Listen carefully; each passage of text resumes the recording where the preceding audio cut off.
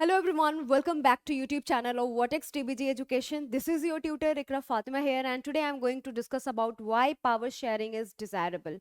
आज की इस वीडियो में मैं पावर शेयरिंग के डिजायरेबल होने के कारण बताऊंगी, रीजंस बताऊंगी क्या क्या कारण है इसके।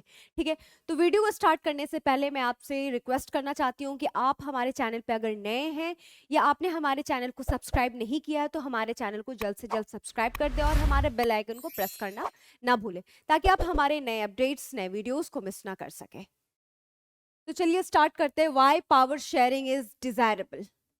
पावर शेयरिंग डिजायरेबल क्यों है? दो रीजन हो सकता है, एक प्रूडेंशियल एक मॉरल रीजन होता है। ठीक है, तो पहला रीजन हम देखते हैं कि it helps to reduce the possibility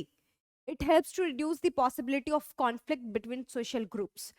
ये जो पावर शेयरिंग है वो डिजायरेबल क्यों? पावर शेयरिंग को स्पिरिट ऑफ डेमोक्रेसी भी कहा जाता है। दो ही रीजन है, एक प्रूडेंशियल एक मॉरल। प्रूडेंशियल रीजन ये हो गया हमारा कि क्या होता है कि it helps to reduce the possibility of conflict between social groups. Help करता है। पावर शेयरिंग क्या है? हेल्प करता है टू रिड्यूस, घटाने में, किस चीज को? कॉन्फ्लिक्ट्स होने में। दो सोशल ग्रुप्स के बीच में जो कोई कॉन्फ्लिक्ट्स हो, कोई प्रॉब्लम हो, झगड़ा हो, उसे खत्म करने में पावर शेयरिंग बहुत ही इंपॉर्टेंट रोल प्ले करता है।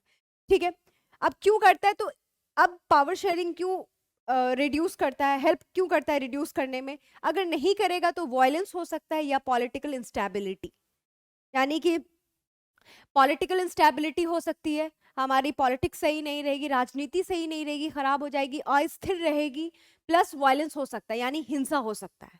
ठीक है, तो अब देखते हैं कि क्या है। It is good way to ensure the stability of political order. लेकिन हमें क्या है कि हमारे पॉलिटिक्स को मेंटेन करके रखना चाहिए, स्टेबल रहना चाहिए, तभी हम एक दूसरे के काम आ सकते हैं या हमारा कंट्री या हमारी जो गवर्नमेंट है वो प्रॉपरली स्मूथली रन कर सकेगी। ये पॉलिटिकली स्टेबिलिटी हो सकती है यहाँ पर। ठीक है, it is good way to ensure the stability of political order. ठीक है, अब देखो, imposing the will of majority community over others may look like an attractive option in short run, but it undermines the unity of nation in long term. कुछ समय के लिए ये जो मेजोरिटी कम्युनिटी जो होती है वो अपना विल, अपने अच्छा दिखने के लिए मतलब वोटर्स को अट्रैक्ट करने के लिए कर सकती है। अदर्स में look like an attractive option, यानी कि वोटर्स को अट्रैक्ट कर सकती हैं अपने टाइम के लिए, कुछ समय तक के लिए। लेकिन the unity of nation in long term, ये नेशन के यूनिटी को मेंटेन करना सबसे क्या है, इंपॉर्टेंट है। कहने का मतलब क्या हुआ कि ये झगड़ा, कॉन्फ्लिक्ट्स जो होगा, इसे क्या करती है, वाद विवाद, ये सबको कम करके रखती है। दो सोशल ग्रुप्स के बीच में डिस्क्रिमिनेशन को कम करती है, भेदभाव को क्या करती है, कम करती है, पॉलिटिकल स्टेबिलिटी मेंटेन करके रखती है। ये रीजन हुआ एक। और क्या है, tyranny of the majority is not just oppressive for the minority, it often brings ruin to majority as well. ये जो मेजोरिटी होती है is not just oppressive for the minority, minority के लिए सिर्फ ऑपरेसिव ही नहीं होती, ऑपरेसिव ही नहीं होती है। ये जो मेजोरिटी होती है किसके लिए, माइनॉरिटी के लिए ऑपरेसिव ही नहीं होती है, but it often brings ruin to majority as well, majority को थोड़ा बर्बाद भी कर देती है। ठीक है, दूसरा रीजन क्या है कि स्पिरिट ऑफ डेमोक्रेसी। सिंपल है, क्वेश्चन में भी आएगा, इंपॉर्टेंट है बहुत।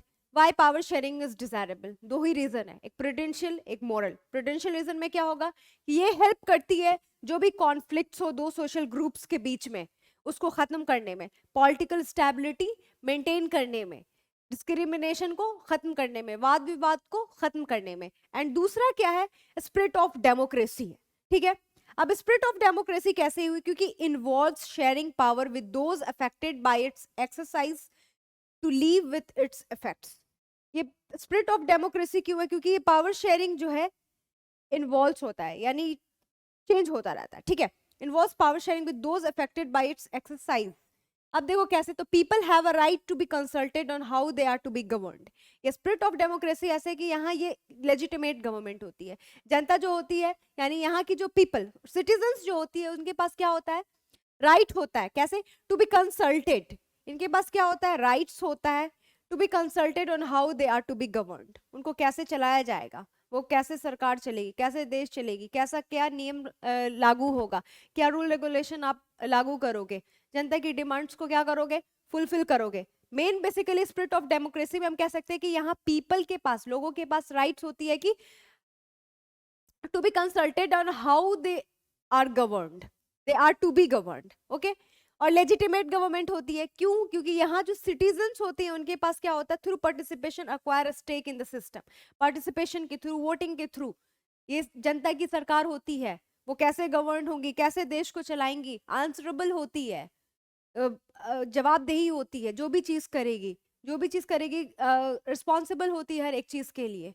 इसलिए ये स्पिरिट ऑफ डेमोक्रेसी कहा जाता है, क्योंकि यहाँ जनता ही सब कुछ क्या करती है, चलाती है अपने अकॉर्डिंग।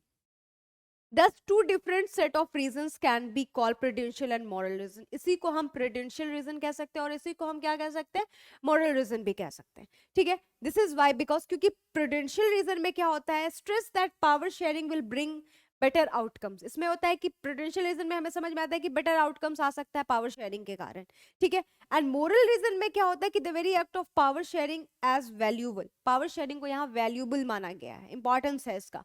और प्रूडेंशियल रीजन में क्या होता है कि पावर शेयरिंग के थ्रू हम क्या कर सकते हैं, बेटर आउटकम ला सकते हैं।